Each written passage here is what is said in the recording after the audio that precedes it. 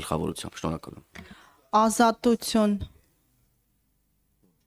Ազատություն խնդրեմ ձեր հարցը։ Շնորհակալություն,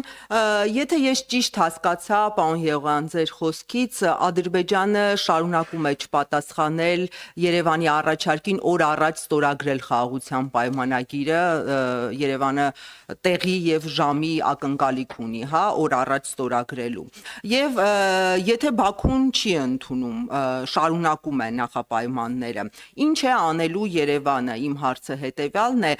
պետք է սկսի բանակցություններ արդեն նախապայմանների շուրջ։ Այս պահին խնդրում եմ ձեր տեսակետը եւ երկրորդ հարցս, դուք ասացիք, որ մենք տեսնում ենք ինչպես է միջազգային հանրությունը արձագանքում։ Դուք բավարար եք համարում միջազգային հանրության ողջունող հայտարարությունները, թե կարծում եք, որ այն պետք է հասցեական լինի, այս պահին Ադրբեջանին կոչ անելով, որպեսզի գա նստի սեղանի շուրջ եւ արդեն բանակցված 3 տարի բանակցված փաստաթուղթը ստորագրի։ Բավարար են ձեզ համար միջազգային հանրության հայտարարությունները։ Նախ նույնիսկ միայն ողջունող հայտարարությունները շատ կարևոր են, բայց այնտեղ ոչ միայն ուղղակիորեն ողջունող հայտարարություններ էին, բազմաթիվ պետություններ նաև հասցեական նշել են, դուք օրինակ հիշում եք ԱՄՆ անվտանգության հարցերով խորհրդական պարոն Վոլցի հայտարարությունը այն մասին, որ ռազմագերիների հարցն էլ պետք է հասցեագրվի,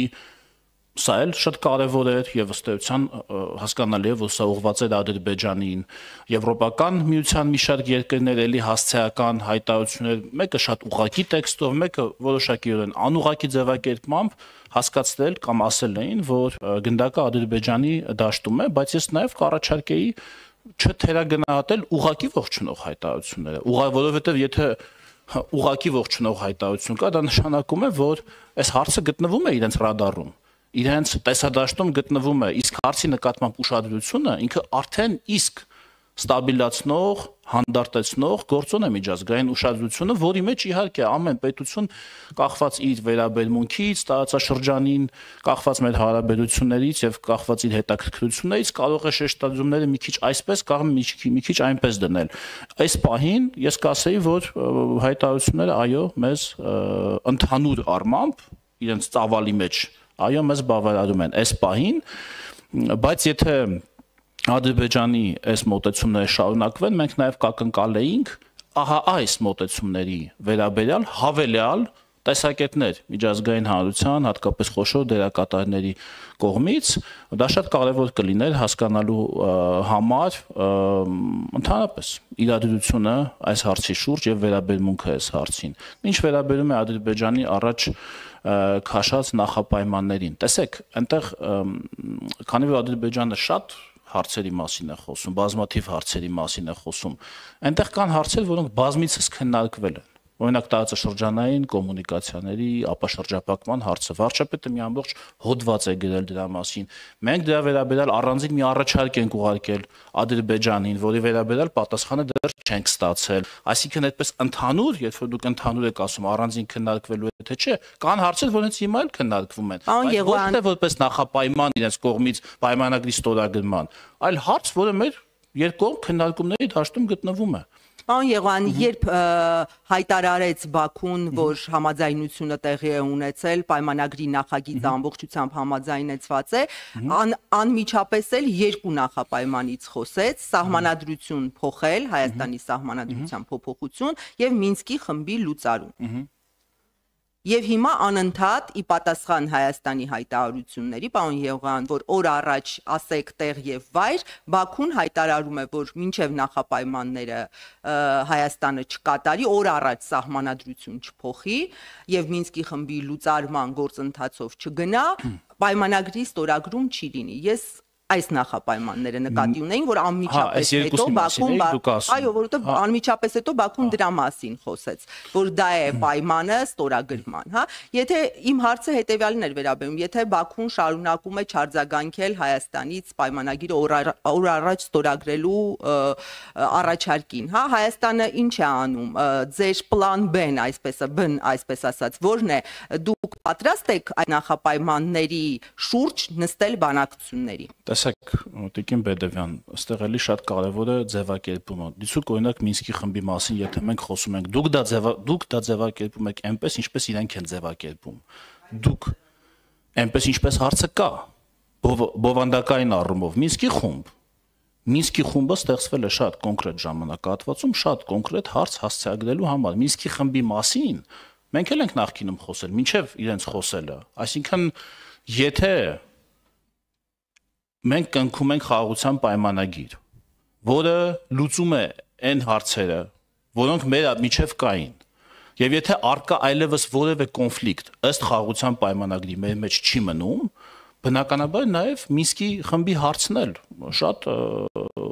օրակարգային է դառնում, բայց այստեղ Մինսկի խմբի հարցը միայն Հայաստանից չի կախված։ Դա մի ընթացակարգ է,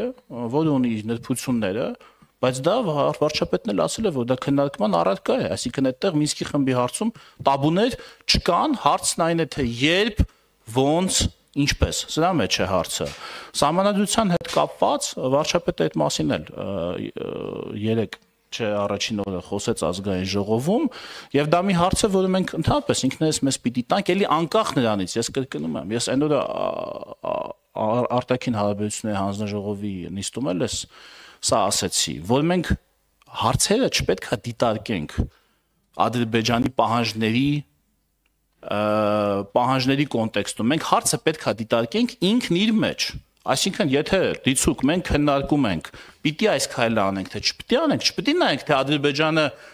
այսինքն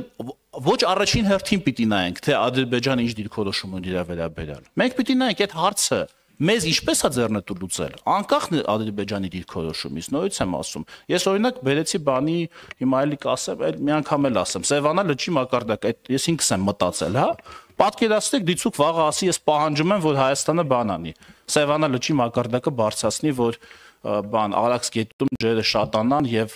իրենք ասեն, որ իրենք իրենց դաշտերը ջրեն։ Մենք ինչ պետք է գնանք, ասենք, չէ, մենք հիմա Սևանի ջրի մակարդակը իջացնում ենք ձերին ադու։ Իհարկե, դες բան չենք ասելու, չէ։ Այսինքն մենք հարցը պետք է դիտարկենք ինքն իր մեջ, մեզ ինչա պետք։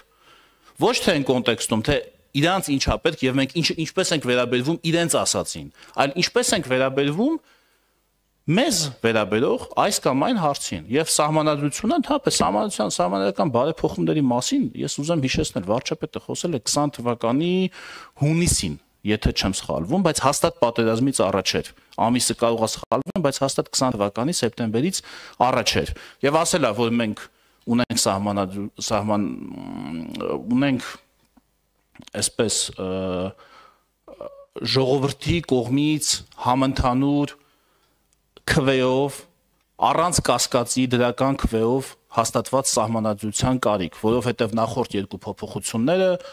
ունեցել էին խնդիրներ, գիտեք եւ այլ, այս հարցը եղել է մեր օրակարգում։ Հիմա եթե իմ կարծիքն եք ուզում իմանալ, եթե իրենք այդ հարցը այդքան շատ բարձրացնում են, ես արդեն իմ մեջ կասկած կա, եթե ոչ վստահություն, որ իրենք են ցանկանում են խանգարել այդ գործընթացին։ Իմանալով թե ինչպիսին է լինելու այստեղ արձագանքը, իրենք ցանկանում են խանգարել այդ գործընթացին, ոչ թե ցանկանում են, որ իրենց ասածը լինի, այլ ցանկանում են, որ իրենց ասածը չլինի։ Ինչքան էլ դա կարող է հիմա շատերին տարօրինակ թվալ, բայց միշտ չի որ մարդը ասում է նրա համար, որ իր ասածը լինի։ Հաճախ մարդը իմանալով դիմացինի ռեակցիան կարող է ասի բան, որ դա տեղի չունենա, եւ ինքը հիմք ունենա ասում դե տեղի չունեցավ։ Եթե իրան դա իսկապես պետք լիներ, ինքը լրիվ այլ ձև կվարվեր, ոչ թե այդպես կասել, որ դուք էլ գայիք, հարցնեիք, ես էլ այստեղից պատասխանեի, եւ դա դառնար մեր մոտ քննարկման թեմա, թե ինչ է Ադրբեջանը։ Ան Եղան, Ադրբեջանը կոնկրետ Աստղիկ Բեդևյան, շնորհակալություն։